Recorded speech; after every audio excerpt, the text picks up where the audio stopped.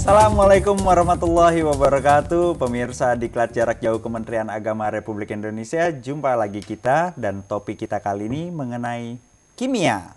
Dan tentunya untuk membahas materi kimia hari ini saya tidak sendiri, saya ditemani oleh seorang narasumber kita yakni Bu Marina. Assalamualaikum Ibu, selamat datang di studio kami. Waalaikumsalam Mas Amar. Pemirsa TV Edukasi dimanapun Anda berada, khususnya peserta Diklat Jarak Jauh Guru Kimia Madrasah Aliyah. Assalamualaikum warahmatullahi wabarakatuh. Waalaikumsalam warahmatullahi wabarakatuh.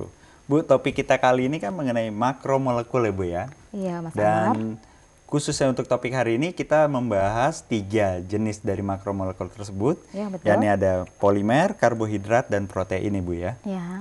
Baik, mungkin kita segera masuk ke yang pertama ini Bu, yang polimer. Mungkin bisa dijelaskan lebih lanjut mengenai polimer ini Bu. Baiklah Mas Amar.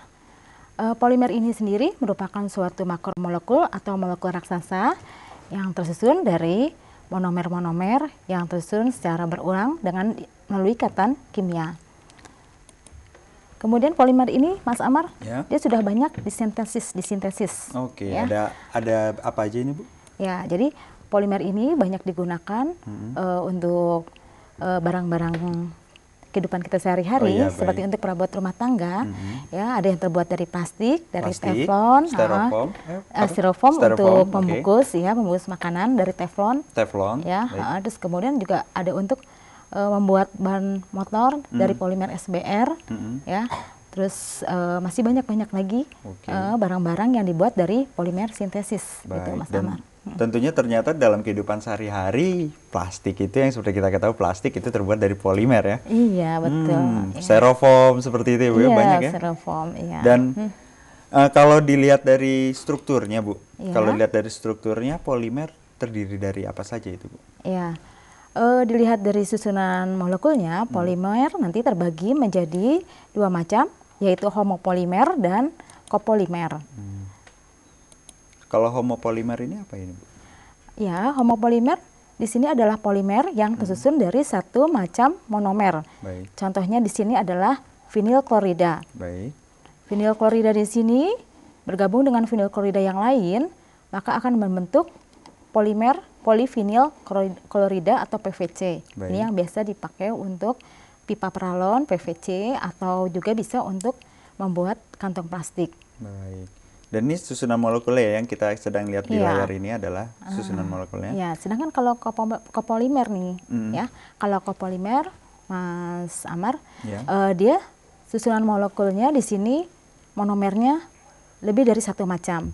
Nah, seperti contohnya di sini butadien Ya. bereaksi dengan stiren, dia akan menghasilkan polimer SBR. Ini yang biasa dipakai untuk bahan membuat ban mobil atau ban motor. Baik, tadi kalau yang homopolimer pipa plastik seperti itu Bu ya. Pipa plastik ya, karena dia monomernya sejenis ya. Dan kalau yang untuk kopolimer untuk pembuatan bahan. Bisa contohnya salah satu itu ya, baik. bisa yang lain-lain juga. Baik. Gitu, ya. Nah, ini kalau polimer terbentuk dari apa saja ini? Nah, polimer ini sendiri terbentuk dari polimerisasi adisi dan reaksi polimerisasi kondensasi gitu. Nah, kalau polimerisasi adisi, kita lihat di sini dia monomernya mempunyai ikatan rangkap, dan ketika dia bergabung, ikatan rangkapnya ini putus, ya. Nah, seperti di sini etilen putus ikatannya kemudian berubah menjadi polietilen yang sudah tidak mempunyai ikatan rangkap. Itu adalah polimerisasi adisi. Baik. Ya. Nah, ini contoh polimer adisi ya, Mas Amar. Di sini kita lihat di sini ada propilen bisa membentuk polipropilen. Ini juga untuk seperti untuk membuat tempat makan, tempat minum ya. Tempat makan yang kotak itu yang seperti biasa itu ya. Iya, itu Oke, tempat makan baik. minum ini karena dia dianggap paling aman gitu ya. Terus kemudian ada polimer adisi yang lain di sini. Dari stiren dia menghasilkan polistiren. Nah, ini yang disebut tadi Mas Amar, styrofoam itu yang untuk membungkus makanan. Styrofoam. Gitu ya. Cuma ini kurang dianjurkan untuk makanan yang panas gitu iya. ya. Itu kalau saya dengar ada efek berbahayanya Bu ya. Iya, jadi kalau Seperti dia apa itu Bu? kalau efek berbahayanya di sini kalau dia dipakai untuk makanan yang panas gitu ya, dia bisa mengeluarkan monomer-monomer stiren yang tentunya bisa mengganggu kesehatan, gitu ya. Dia bersifat karsinogen atau penyebab kanker. Baik, Di sini ada lagi nih, ya, Oke. ada lagi polimer yang lain yaitu polivinil klorida yang dipakai untuk kantong plastik. Oke. Terus Ini kemudian- juga susah diuraikan ini Bu ya? Ya, ini juga sama ya, bersifat karsinogen juga. Jadi kalau misalnya dia dipakai untuk tempat makanan, apalagi makanannya itu panas, itu juga bahaya karena PVC ini juga karsinogen dan bisa menyebabkan penyakit-penyakit yang lain, gitu ya. Baik.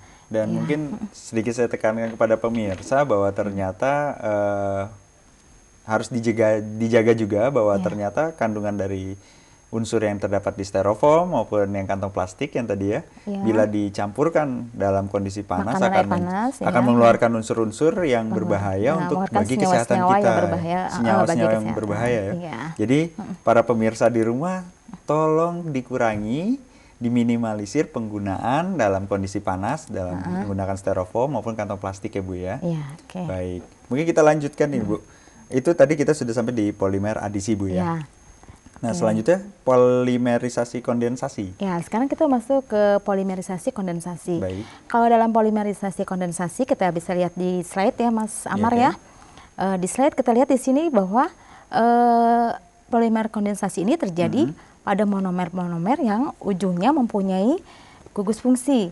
Seperti dia ada di sini ada gugus amina, kemudian dengan gugus karboksil. Karboksil dan gugus amina. Gugus amina, Bu, ya. Baik. Ini bila berkondensasi, ya, dia akan nanti hasilnya dia mengeluarkan molekul kecil yaitu H2O, ya. Baik. Terus kemudian ikatan di antara gugus amina dan karboksilat ini disebut ikatan amida. Ikatan amida Ya, ya. nah penggabungan ini menghasilkan suatu polimer yaitu asam 6 aminoheksanoat atau yang biasa dikenal dengan nilon, ya, yang Oke. dipakai untuk bahan pakaian, gitu, Baik. seperti itu. Baik.